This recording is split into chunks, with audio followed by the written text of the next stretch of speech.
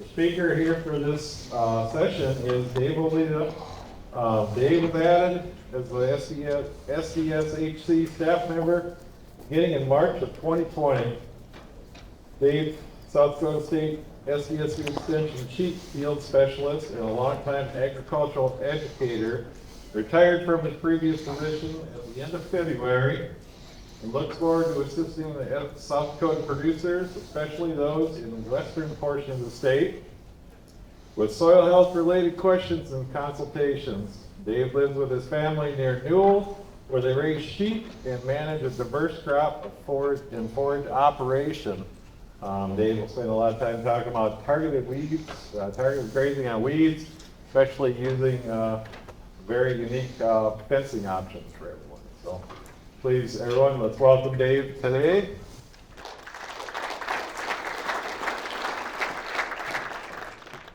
Thank you, Chris. Can everyone hear me? Is that coming in well enough? We'll see how it warms up. But welcome, everyone. I enjoyed the opening speaker. He made some comments at the end that I appreciate because it's a lot of what my soil health journey was. You know, he talked about getting into some of this to solve problems like erosion. So you have cover crops, you protect the soil, and then, oh, by the way, it helps here, and there. And the thing he led to was in regards to soil biology. And that's what's so impressive. Everything is so interlinked because it is nature functioning as God intended it. And one of the pieces that we miss many times, and we've removed off the landscape, is that grazing animal. And so I'll touch on some of that, especially in this case. We'll be looking at some invasive species, and like this one here, sweet clover. How many of you deal with sweet clover? So good. You'll find it mainly in heavy soils. It's very inconsistent because it has to be stimulated the year before and germinate and create a rosette and then overwinter, and then it comes into a biennial situation and really expresses itself some years. And apparently this software or whatever is going to do this to you every once in a while. So that, if you want to take it as conspiracy theory, it's probably a way that we're going to brainwash you with flashes to make this stick, okay? So we will get you indoctrinated into this. But at any rate, one of our issues out west is sweet clover, and that thing can come in, but the beautiful part about it is you can predict it. You can know the year before, if you're doing some monitoring, what you're going to have. So this was from last year. So that was in 24, but I knew in 23 we were wet. And we have a wet year on the gumbo.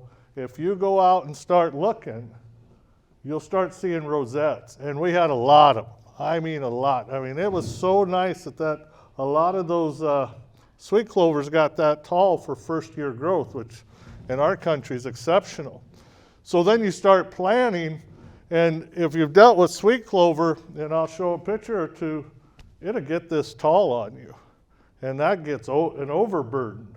So I knew it was coming. I'm getting ready for it. I knew I was going to change my grazing rotation because I was going to attack this. And we run sheep and cattle together as a mob.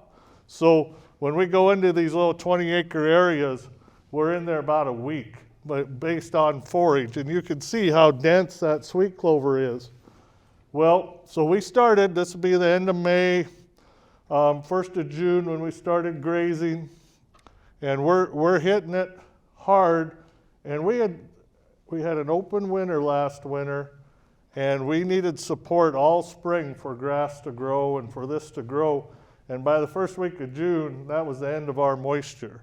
So this, as you can see, only got about 2 feet tall, and then it stalled out and went to flowering, which I didn't expect, but you deal with what you have. And so in this case, what do you suppose the nutrient value of sweet clover is? Pretty low, isn't It's actually pretty good. You can relate it to alfalfa pre-bloom, and so you're looking at pushing that to 16 to 20% proteins before it goes vegetative. Yeah. it? Is it considered a problem if it's good for your... I don't see it as a problem. Some do. And so what is a problem that some would relate to sweet clover? A lot of cattle ranchers will get upset about sweet clover because see how it just took that whole area, and I'll show other pictures. And not an issue here, they're grazing it. However, some would claim that the nutrient density that you're experiencing with sweet clover and grazing at this time of year, especially if it's your breeding season, will cause an imbalance in the pH in the uterus, and you will not get the embryo attachment that you want because of what they would call phytoestrogens, if you've heard of those. And I think that jury is still out. You know, we always want to blame something when we have more open cows than we should. If you let your animals, and I firmly believe this, if you have faith in your animal to know what to eat, when to eat it, they'll balance their own diet. And I've always practiced that. It's just the case that if you're not monitoring and that's all they have left to eat, well, yeah, you could put yourself in a situation. Understand that sweet clover in a growing stage does not cause blood thinning. And you've probably heard some of that. And that occurs when you have sweet clover that molds. So for example, let's say you put it up too wet, or you stack your round bales and they get snow in them, and you know how that gets a mold layer? That will change the coumarin that's in the sweet clover to dicoumarin, which, yes, anybody that has a heart issue knows that that's a blood thinner. And so it isn't the growing sweet clover that's an issue. So as we talk about this sweet clover thing, what are you learning now? You need to understand your plants that you're trying to target or graze. Know what their nutrient values are, know any toxicities with them, who's going to eat them, when the best time to grazing them is. A problem you can have as this matures out is that stalk on that sweet clover gets really hard, and like I said, it can get this tall and it can get rank. And so then you would have ranchers attribute poor pasture utilization because the cattle can't get in there and graze it. And when they do, then they get some scratches on their eyelids and it leads to pink eye. And yes and no and maybe. And some of that, I think just watching, observing, and understanding what you're doing with your livestock will lend itself to mitigate a lot of those problems. And that's some of what we'll talk about here. But at any rate, we've got sheep up there on the horizon. You can see them. We're trying to target this. We've got ewes and lambs on them in the spring. We're going to hit this because we know we've got a lot of protein in it to do that. And, you know, if it goes to seed, we know that that seed will last a long time. And it's coated. They've run sweet clover through cement mixers with gravel to try to scarify the seed to improve germination. Nature's going to make it germinate when the rainfall and the environment is ready for it to germinate.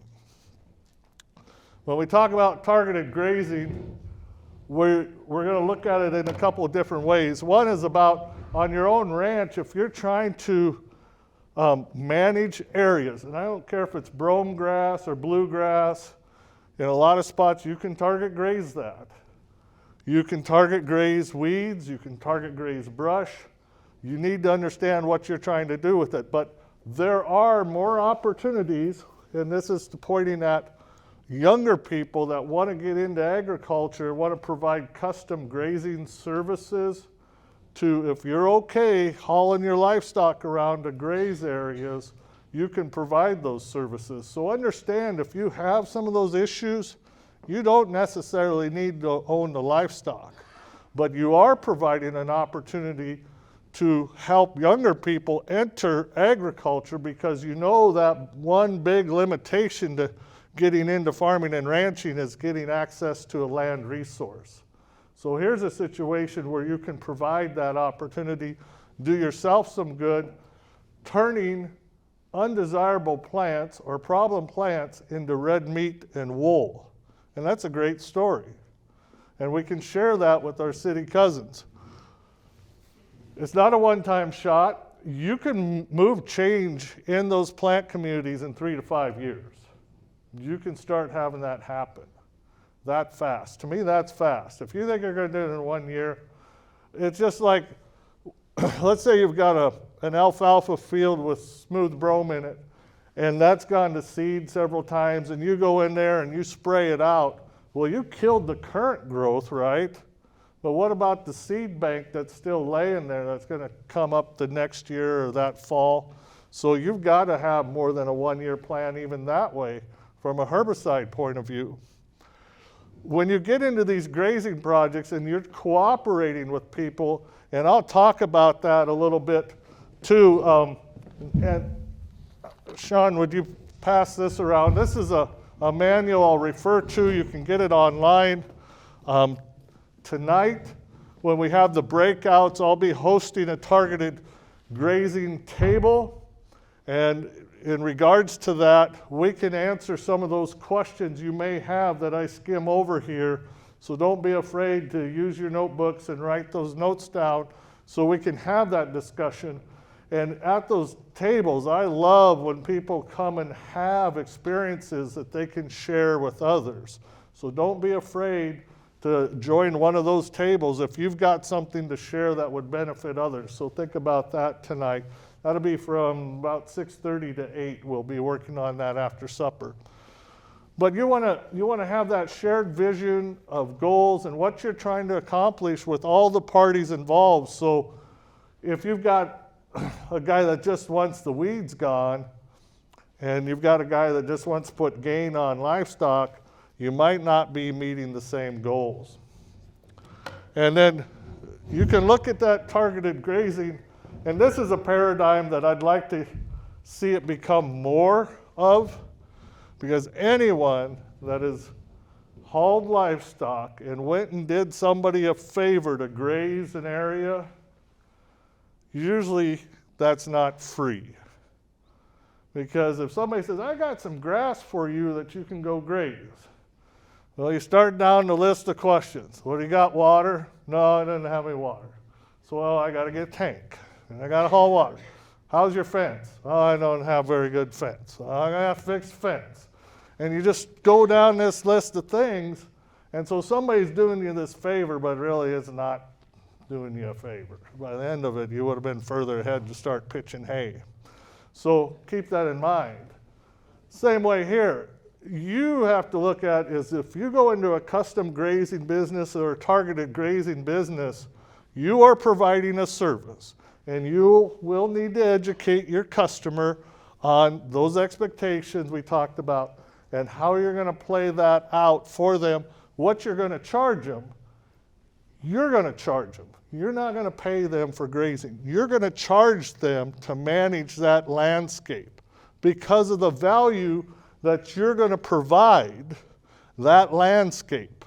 And you have to change your mindset to think about that. And we'll talk about some of those things. What are you going to do for that landscape that's worth them paying you to run your livestock there? And I know some of you tight-butted ranchers are just clenching because you're not going to pay somebody to graze. They're going to pay you. So we've got to turn that around, and we'll talk about a little bit of that. Here's some examples. You can see we'll get these years out west where that whole country is nothing but sweet clover. It is like that. And then when you look at that center one, that's the old fence line comparison. There's been sheep on this side. This was a summer range I had. I ran sheep and cattle, and you can see it over here too. Here's where the sheep are, and there's a fence right there where that black line is. And then the neighbor, all he's running is cows. Well, he's missing out. Yeah. And we've always multi-species grazed. We just always have. I don't know any different. But that's making better use of your landscape. That is balancing your grazing pressures. You can fly over this unit. It's 2,000 acres in one unit, and it'll be sweet clover all the way around it in a year like this, and we won't have much but a little scattering.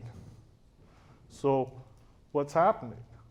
Well, those sheep are never letting that first year growth, that rosette growth establish. They're picking it and repicking it and cleaning it up. So it never gets in there because the seed set of sweet clover is tremendous. Just like any weed or invasive plant, they're competitive, and you know that. So you got to kind of look at what you're dealing with. I'm going to kind of put a presentation within a presentation and talk about this a little bit. When I was in Sheep Extension, we did a project up behind Fort Meade where we were targeting Dalmatian toadflax, and we had a SARE grant and some cooperation with Game Fish and Parks, as well as I was with SDSU, and we took some ewes and we dropped them into this toadflax area, and you can kind of see those long stems there, dark green, are the toadflax. And so we wanted to try to figure out, we were basing our activity off of research that has already been done in Montana, and it is supported in that binder that's going around. That's where I took my protocols from to do this. And anyway, we wanted to see, we can certainly scale it. Always, water is always your challenge that you've got to address. And then we wanted to look at what other logistical considerations we run into, and we'll talk about some of those. So here's Dalmatian toadflax. Again, you want to research the plant that you're going to work on. And just like any other weed, it's a beautiful plant, would look great in your flower box at home, but doesn't do so well in a native ecosystem. So one of the things we want to consider is that plant, and we want to ask those questions. Will livestock eat it? Yeah, sheep and goats will. Cattle not so much, and as you know, if you understand your animals, cattle like grass for the most part. Sheep and goats like broadleafs and woody plants. What are the nutrient values? Because you got to think about that, and timing is everything. We know that before most plants go reproductive, so right when they're still vegetative, that's when we have the highest levels of protein in those plants. And usually then you can at least have a reasonable amount of total digestible nutrients that would hit that 50-60% that would satisfy the nutrient demands on that part of the scale for most livestock. So let's look at Dalmatian toadflax, and this is a lot, so I won't just bore you with all of it, but you know, it's deep-rooted perennial, just like Canada thistle, right? 3 feet tall, spreads by seed and bilateral roots. Boy, that's a weed, right? Canada thistle, same way. You know, multiple stems, flowers look like snapdragons, 500,000 seeds. Now, that sounds like Canada thistle, leafy spurge, all them good competitive ones. Waxy, rubbery, dense, alternate, heart-shaped leaves. So that waxy right there is telling you what from a chemical point of view as far as control. You're going to be challenged with that because you're going to have to add some adjuvants to break through that layer. And so that becomes an issue from that way of managing it. Can be difficult, the waxy leaves, you know, you have to add oil-based or some surfactant. Biological methods, such as stem weevils and targeted grazing with sheep goats can suppress that. And we know that to be true with a lot of things. leafy spurge. North Dakota has proved it and proved it and proved it, that you can go put in 3 types of flea beetles, the ones that eat on the stems, the ones that eat on the roots, the ones that eat on the flowers, and they'll push it back, but they won't do it as well as if you put sheep and goats in there with them. And the combination isn't going to get rid of that spurge. You're never going to get rid of it, but you're going to suppress it, that they've been able to reclaim a lot of pastures from that combination of application and putting some thought into that. And that's a huge deal. If we can, again, we're converting something undesirable and we're making it into red meat and wool, and we don't, in some cases, if we own them, we don't have to pay the sprayer bill to do that. And we know that that's not, how many of you have tried to kill leafy spurge? How many of you have been successful at it? Yeah. That's my experience too. I even diesel fueled an area trying to kill it, just sterilize the ground, and 15 years later, come back up. So it's about management of these things and creating an environment that can overcome those invasive plants. So we go into this, we're going to target graze this toad flax. We've got to strategize how we're going to do this, concentrate those animals on it. The research says sheep and goats will do it, but we've got an issue in that we've got to contain them too. And you know, in the bigger scales, especially out west, that's where they're using herders with bands of sheep. You know, you're talking 800 to 1,000 head of ewes with lambs, that you're moving into areas and you're holding them there and working that out and then moving off. And that's the most ideal, but how realistic is that here? Probably not so much. So then we have to look at some other issues. Oh, excuse me, I gotta quit that. I called Jim Garish, said, this is what I'm gonna do. I do not want those sheep to escape. You know, it's different if you're in a fenced area, but we're in some pretty big areas, several thousand acres, and we're just gonna put these sheep in a little 5-acre spot.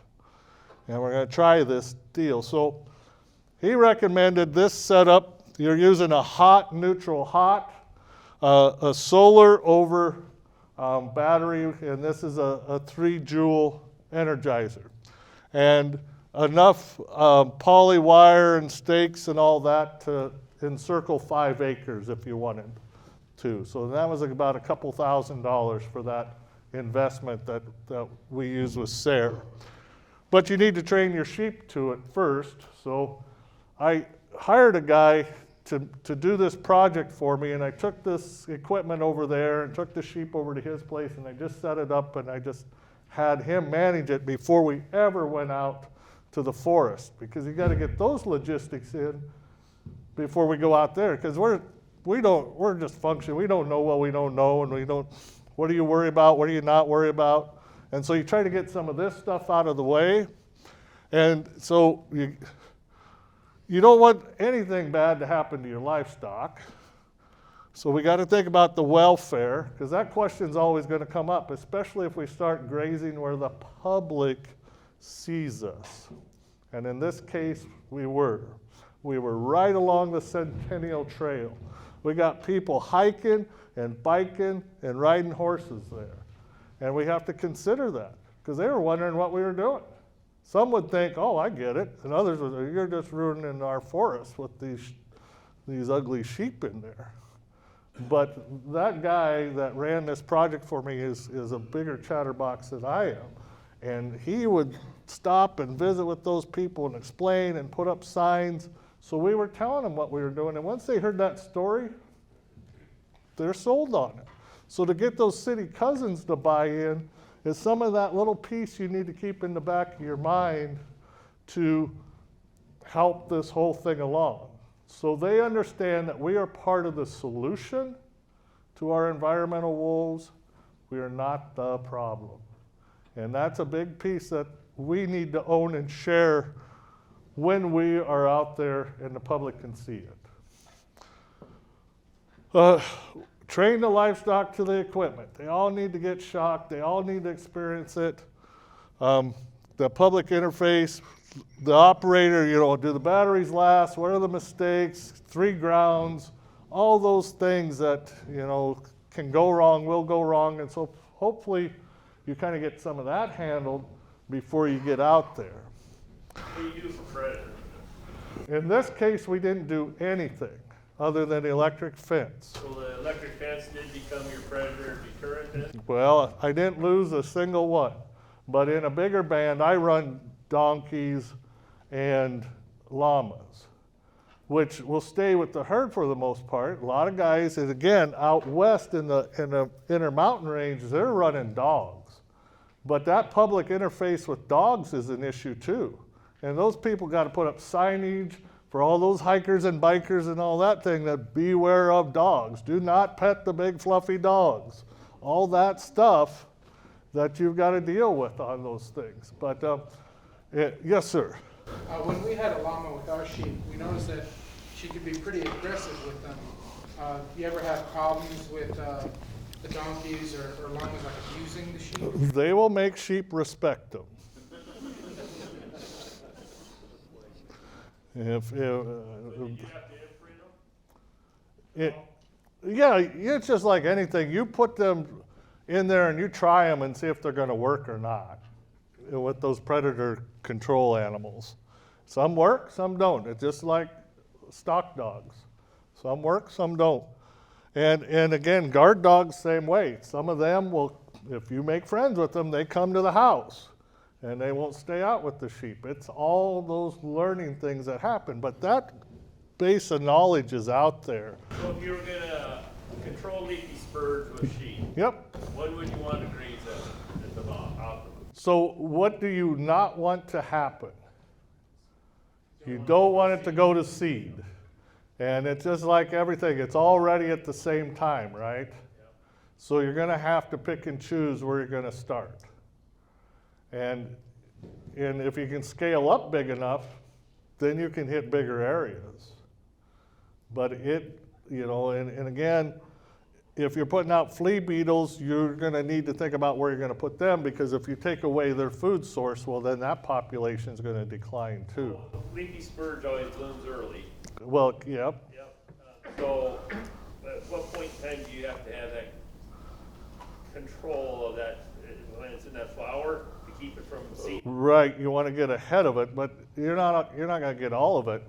So here's the other part of that, and this is where the biology comes in. You understand what stem minor beetles are? So those little beetles, they don't make them. There are pests for every weed. Understand that. So for example, like Canadian thistle. Stem minor beetles will go into a thistle on the stems and they will just cut a hole into the stem and they suck the sugar out. Is that what kills the thistle? It's the infection, just like us when we wound ourselves. If we get an infection, it's the bacteria that kills them. So you're not out necessarily if it gets to seed on you, if you've got that other biological piece. You can still graze that with sheep. Any of the seeds they eat, most of the research would support that those seeds that go through that sheep or that goat, or even in a cow in a lot of cases, not that they're grazing spurge, that will sterilize the higher percentage of them. I'm not going to say 100%, but that will take care of most of them, which is better than not. And so, Look, could you put those GPS collars on sheep? yeah, I've got one I'm going to pass around. Here's one of those no fence collars, a virtual fence collar. It's GPS monitored. Yep. So the second thing we looked at, we tried to, you got to think about what the animals are going to use. Cattle can be used too. Cattle have a good impact on the landscape if you use them as that tool to do that. In dry years, if you graze intensely with a lot of animal impact on smooth brome and bluegrass whose roots are about this thick and that deep into the ground, you can tread and tear and expose them, those roots, to drying out and exposure to infection. And if it's a dry year, they'll drought out.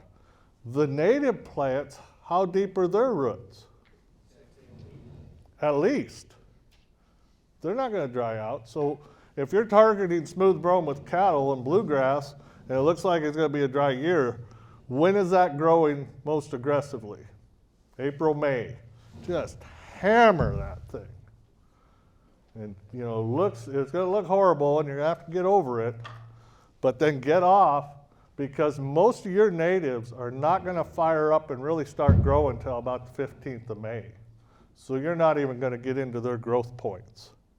And it's just understanding some of those things about plants and what cattle can do and what these other forms of livestock can do. Because if you think about the Great Plains before European man got here and messed it all up with tilling and with overgrazing, what were the animals that were on this prairie? And they were here hundreds of years, and these prairies evolved, meaning those grasses and those plants, those forbs and shrubs, evolved with those animals there. And they had millions of head here, more than what we run now. So, 60 million buffalo, they said. Were elk only in the hills? No, they were prairie animals. Have you ever seen what the damage an elk can do when they're grazing? It's horrible. They are browsers, and they can just take shrubs to the ground. I've seen it along the hills where folks have planted cover crops, and them elk destroy those cover crops. They just clean them out. And so they graze like goats do. They're browsers. And then you had, so we're replacing them with sheep and goats in this case. But you had antelope out there and you had deer out there. So you had a lot of diversity on the landscape impacting and pressuring that. And that's what you're trying to think about now when you're bringing these domesticated animals in. How can they help your landscape in managing a lot of these plants? Because if you're just running cows are going to eat what cows eat. And those other plants are going to have an advantage against that, and especially these invasive ones. But if you intensively graze cattle, Yes. you can reduce Canadian thistle. Yes. Buckbrush. Yes. Yep, you can, or Yep. other thistles. Yep. And at certain times cattle Correct. will eat those. Yep. But you gotta intentionally graze them so it's sort of. Well, two things. Intensive grazing, but we've also learned, and through a lot of research that's been brought through from Fred Provenza, if you've heard that name, Kathy Voth, about teaching animals to eat plants that they're not used to. Okay, so they're naive to that. And that's what we're going to touch on here, is we have to look at this schematic. If we understand our animal, goats like hills, right? High places, hard to get at places. A lot of those plants that are on those hillsides only get this big, but they're 10 to 12% protein if you start talking about sedges, and a lot of those are shrubs and forbs, and they're getting at it. And sheep are going to be found in that middle ground. They'll eat shrubs too, and they'll get down on the lowlands, but they like to be up in the side hills. They're going to be working more on forbs. And that lazy old cow, she's got a rumen, right? And she's got to fill that rumen every day. And so she needs volume. And where's the volume going to be? More to the bottom where the grass grows tall. So think about your animal and how they eat. Cows eat a lot to get the nutrients out that they need. And because of that, because of the volume they can take, they don't need as high nutritional levels as the sheep and goats do. The sheep and goats do not volume the amount of feed through them like a cow does. But they have prehensile lips. Do you know what that means? Their lips are split. That top lip is split. And you know they don't have any top teeth. So they can use their bottom lip, like their thumb, and they can use the top lip, one half of it, just like your thumb and forefinger. And you ever watch them? Do they go stick their tongue out like a cow does and wrap around the grass and shred it in? No, they're just pick. And they're eating the leaves, and they'll leave the stalks many times. Well, where's all the nutrition? In the leaves. So you can see where they're getting a higher nutritional level with less volume because of the way they're designed. So understand your animal, where they like to be. Doesn't mean you can't move them up in the topography, and that's what the virtual fencing will let you do. But these are the things that we need to look at when we're targeted grazing. We can use those other animals, or the ones we got, to prevent problems with weeds. 10 minutes already? I better speed up. We can manage the weed control. We can look at those weeds as a food source. Like I said, converting that into red meat and wool. That's important. Opportunities to stack enterprises. We can rehab and restore landscapes. That's wildlife habitat heterogeneity, and what that means is you have diversity out in your landscape as far as plant heights. If you've got an area that's all switchgrass and it's this tall and it's dense, your upland birds are going to struggle in there. But if you've run some cows through there, or you've run some sheep and goats through there, and they've created paths, you've created escape ways, and you've created bare ground areas for those animals to to provide cover, to hide from predators, and to find food.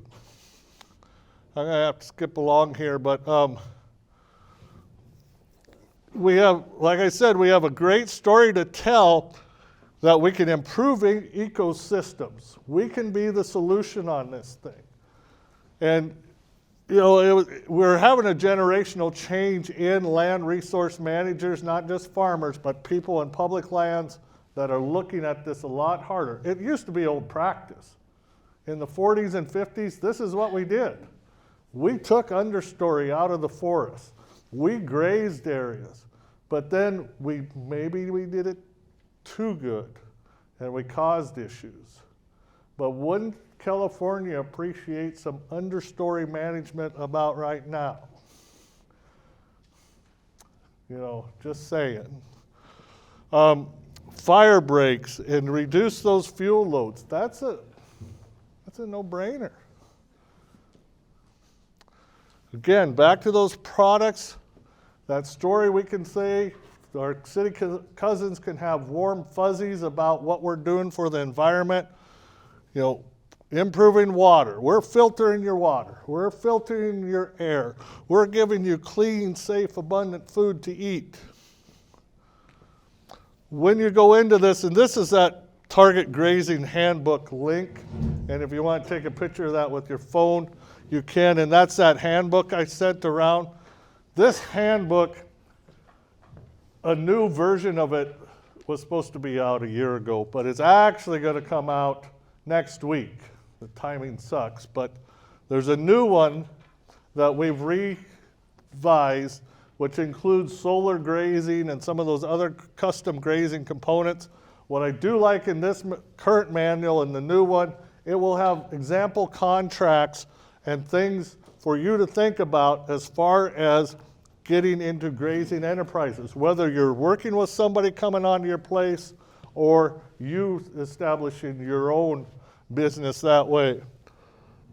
And we touched on, look at your expectations, make them clear, get them understood, probably in writing the first few times, so you're not going to get held to things that you didn't agree to until people really understand and believe what you can do with the power of grazing. Monitor that. Every year is different. You know, what you've got for forage this year, how much you're going to take, make those assessments, explain it to those people so they understand. Make them part of what you're doing. And you know, what's kind of cool is if you're out there grazing, a lot of people want to be active participants. And if you get them involved, then you've got somebody that can even tell your story that much better. This is some of the, from the research done in Montana, can show you, you know, like the crude protein that you're seeing and this is the whole plant they harvested, and it shows you the digestibility of those plants for running those sheep on there. Here's that example. We went out there and grazed this patch. You saw we turned them out. Here's what's frustrating. Do you see all these green stems? Guess what that is? Dalmatian toadflax. This is day 3. They have ate everything. I don't have Dalmatian toadflax on my place. These yearling ewes ate everything, all the grass, everything, except the toadflax. That makes you look good. It's kind of like Keith's description of that cedar going off on its own. But then they started. And so I'm training. These are naive sheep. You're training them. The research will tell you, you want to speed this up, put some goats in. Goats will get to things right away, and they'll teach the sheep. But once you get a trained flock, then you can intersprinkle them into others, and they'll teach the others. So then it starts to perpetuate. But so I'm going, oh, and I actually got a picture. And then we started grazing, and this is the result of that patch where we were. And that's the recovery. And what we needed to do then is, so we got this before it flowered and went to seed. It recovered. We've got these trained sheep. We need to come back again. And we need to do a light graze, hit this quick, pick up the toadflax again, and get off. And you can do that because in watching them, when you started allocating them to a new patch, they were going after that toadflax first. And it's just like, so I'm no scientist, but you start observing things, you'll learn a lot. So were you using, after you did intensive grazing with sheep on the toadflax, did you come back with herbicide in at all? No, they put bugs in. Oh, they put bugs in? Yeah. So did that maintain that? Or? Yeah, it starts taking all that down. But again, we just did this for the logistics, but truly, the research in that book that Montana did shows 3 to 5 years, and you're going to start seeing change in plant communities and taking things out. So I understand that to be a long haul, but I wanted to get through this experience to know what I'm up against. Because your water's your issue. And in this case, putting in electric fence posts in the hills and rock is an issue.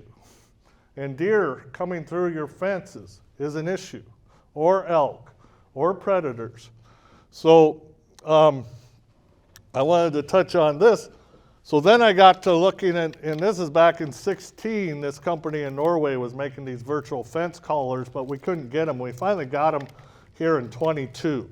And so, Sean, would you pass that around? And I'll have it tonight too. But if you've looked in those virtual fence collars for cattle too, same way, works on your phone. The training's important, and you go through all that learning curve of training those sheep, and they work. They work. And this is down at the research farm at Sturgis where we're grazing aftermath. This is weed aftermath. And why would we graze that? It's more to eat any weeds that are coming up like kochia. And it's also to take some residue away to take away the wheat sawfly, which is an insect issue in wheat country. So here again, we're using animals to make a difference without using chemicals. And there's another picture of the collars a little better that you can see. I can't wait till technology moves to make those collars smaller. Even if you could inject a little device in under the skin or something, that would be a lot better than dealing with these collars. So is what gets electrified the actual chain? Yes, sir. Yep. And how much does this cost? $200 Is that to own or rent? to own, and then you've got a service fee, about $30 a year.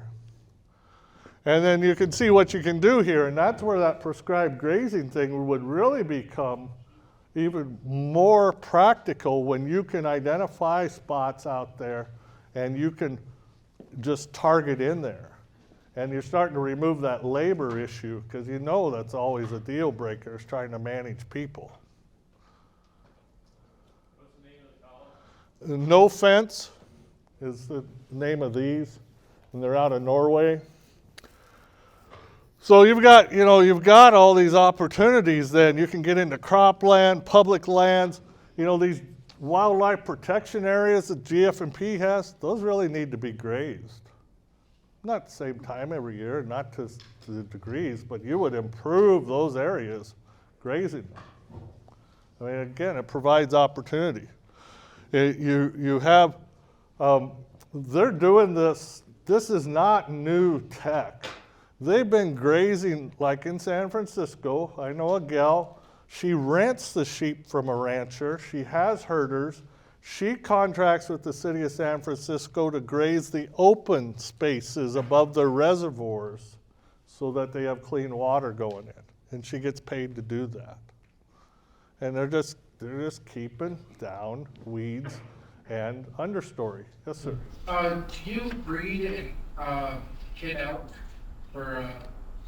Lamb. Do you lamb and stuff like that out in the field? Or? We don't, but we have. We've pastured lamb. So I calve in April and May. Yep. And I shoot myself in the foot by not having them out in the field if I calve them in the yards and then turn them out when they're like 2 weeks old. We calve out in the pastures. Our cattle never come into yards. We calve May, June. Never come in. We don't touch them. Cow dies, she dies. Calf dies, it dies.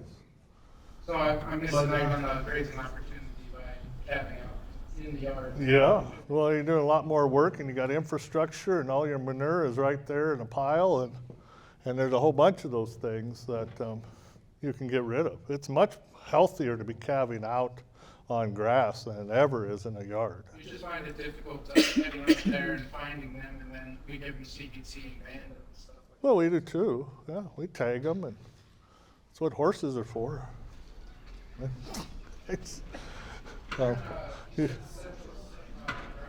No, I'm in western South Dakota, over by Belfouche. Yeah. Well, we're just 35 miles from the hills, yeah. So, and then the unintended consequences. You start building your biology back, and, I can't get over, I did not set out to create habitat for upland birds, but they've come out and done bird surveys, and it's just tremendous. The number of birds they're finding there they do not find other places because the habitat's there. So I probably better, we about done, Chris? We can write your questions down. We can visit tonight at the round tables. Thank you for your time and interest. Do we have time for any more questions? Or Take a couple. yeah. Has anybody else got any things? I know I skimmed a lot of it, but I can tell you this much, it works. Yes, sir. Yeah, I just wanted to make a comment. You were talking about surface. Yeah. Yeah. I remember Fred talking about you only need one eyesight and you can change the whole flock of herd. Yes. Yep. So, there's other ways. You can go out and harvest some of those things, and you can mix it with the hay they're eating and put it out there, feed them in a corral or whatever, so they get a taste of it beforehand. I just tried to do let's see how we break this idea and do it. thing. With the virtual fencing, is that technology still progressing? Oh yeah, it needs to, it has to. In like 2 years? Oh yeah, yeah, absolutely. So should I hold off on investing so much money until it gets better? I would, if it was me, I would learn about grazing with electric wire and understand that before I would jump to this technology without understanding the other parts. Okay, so focus on the grazing. Water, hauling, checking, predators, stupid things that sheep and goats do. I suppose that's true. Without the electric fence, there's no predator deterrence. Well, unless you put the llama in there. I haven't ever collared a llama or a donkey with one of these things. Should I collar, like, say, the coyotes and the wolves and keep them away? Well, that'd be best. I'm thinking those collars, those coyotes can't get on that neck. So maybe that's the answer. So, oh. Everyone, let's thank Dave for the